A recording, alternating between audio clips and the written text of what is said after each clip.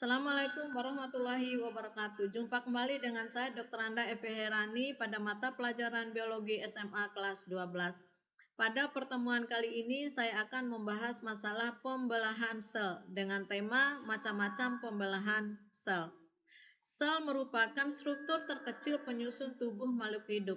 Pembelahan sel adalah membelahnya sel induk menjadi 2 atau lebih sel anak.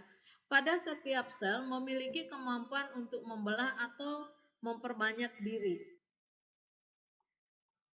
Sel-sel yang mengalami pembelahan disebut dengan sel induk, sedangkan hasil dari pembelahan disebut dengan sel anak. Pembelahan sel dapat terjadi baik pada organisme uniseluler maupun pada organisme multiseluler. Pada organisme uniseluler, pembelahan sel berfungsi sebagai cara untuk berkembang biak. Sedangkan pada organisme multiseluler, pembelahan sel berfungsi sebagai cara untuk memperbanyak diri atau memperbanyak sel sehingga organisme tersebut mampu tumbuh dan berkembang. Ada beberapa macam pembelahan sel. Yang pertama, amitosis. Ini terjadi pada organisme uniseluler. Yang kedua, pembelahan mitosis, dan yang ketiga, pembelahan meiosis. Pembelahan mitosis dan pembelahan meiosis ini terjadi pada organisme multiseluler. Yang pertama, pembelahan amitosis. A artinya tidak, mitosis artinya pembelahan yang melalui tahapan-tahapan. Jadi pembelahan amitosis adalah pembelahan inti yang terjadi secara langsung tanpa melalui tahapan-tahapan. Ini dapat kita lihat contohnya pada sel induk amoeba proteus akan mengalami pembelahan dan membentuk 2 sel anak amoeba proteus. Yang kedua, pembelahan mitosis. Pembelahan mitosis adalah pembelahan yang melalui tahapan-tahapan. Ada beberapa karakteristik yang terdapat pada pembelahan mitosis. Yang pertama, terdapat 2 fase utama yaitu fase interfase dan mitosis. Kemudian yang kedua, sel anak yang dihasilkan memiliki bentuk, ukuran, struktur, dan sifat yang sama. Penekanannya pada tingkah laku kromosom yang terdapat pada inti, terjadi karyokinesis diikuti sitokinesis, dan pada akhir pembelahan akan menghasilkan 2 sel anak yang identik dengan sel induk. Fase interfase. Interfase merupakan fase antara mitosis sel yang satu dengan mitosis sel yang lainnya. Fase interfase bukan merupakan fase istirahat, karena pada fase ini terjadi pengumpulan energi yang dipergunakan untuk pertumbuhan, baik pertumbuhan primer maupun pertumbuhan sekunder, serta untuk sintesis dan replikasi DNA. Pada interfase terdapat 3 fase, yaitu fase G1, atau gap 1 atau growth 1. Pada fase G1 terjadi pertumbuhan primer. Nah, dipergunakan waktu sekitar 6 sampai 12 jam. Pada fase S terjadi sintesis dan replikasi DNA, di mana waktu yang dipergunakan sekitar 6 sampai 8 jam. Nah, untuk fase G2 atau gap 2 atau growth 2, ini terjadi pertumbuhan sekunder. Selain pertumbuhan sekunder, pada fase G2 terjadi pembentukan organel-organel sel. Biasanya waktu yang dipergunakan sekitar 3 sampai 4 jam. Pembelahan mitosis. Pada tahap profase, jadi benang-benang kromatin akan menebal dan memendek membentuk benang-benang kromosom atau benang-benang kromatin. Kemudian benang-benang kromatid akan menggandakan diri dan terikat pada satu sentromer. Pada profase, nukleus akan hilang, kemudian nukleus juga akan hilang, sentromer akan membelah menuju arah yang berlawanan dan membentuk benang-benang gelendong.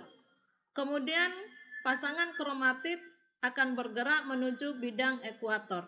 Pada fase metafase, kromosom-kromosom atau kromatid sudah berada pada bidang ekuator. Pada anafase, sentromer akan pecah, pasangan kromatid akan berpisah dan bergerak ke kutub yang berlawanan arah. Pada fase terakhir dari mitosis, yaitu telofase, kromatid sudah berada di bidang kutub yang berlawanan, sel mulai membelah dan terbentuk 2 sel anak yang memiliki sifat yang sama dengan induk. Nah, di mana pada telofase anak ini terbentuk, nukleus terbentuk, benang-benang kromatid membentuk kembali benang-benang kromatin. Jadi terbentuk dua sel anak yang identik dengan sel induk, di mana sel induk memiliki jumlah kromosom yang diploid akan menghasilkan dua sel anak yang memiliki jumlah kromosom yang diploid pula. Pembelahan meiosis. Pembelahan meiosis adalah pembelahan yang melalui tahapan-tahapan. Pembelahan meiosis disebut juga pembelahan reduksi. Kenapa? Karena pada pembelahan meiosis terjadi pengurangan jumlah kromosom pada sel anak yang dihasilkan. Pada pembelahan meiosis menghasilkan 4 sel anak. Karena pada pembelahan meiosis terjadi dalam 2 tahap.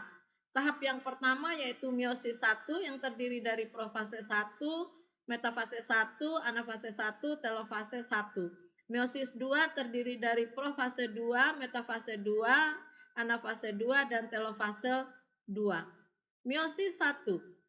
Meiosis 1 yang pertama adalah profase 1. Pada profase 1, tahap yang pertama disebut dengan tahap leptoten. Nah, pada tahap leptoten ini, benang-benang kromatin atau butir-butir kromatin membentuk benang kromosom atau benang kromatid. Pada tahap sigoten, kromosom homolog saling mendekatkan diri. Pada tahap berikutnya, pakiten, masing-masing kromosom akan menggandakan diri membentuk pasangan kromatid yang bersatu di bagian sentromer. Pada tahap diploten, kromatid yang berdekatan saling melilit. Yang terakhir yaitu diakinesis, daerah yang saling melilit akan putus, kemudian akan terjadi pindah silang atau crossing over.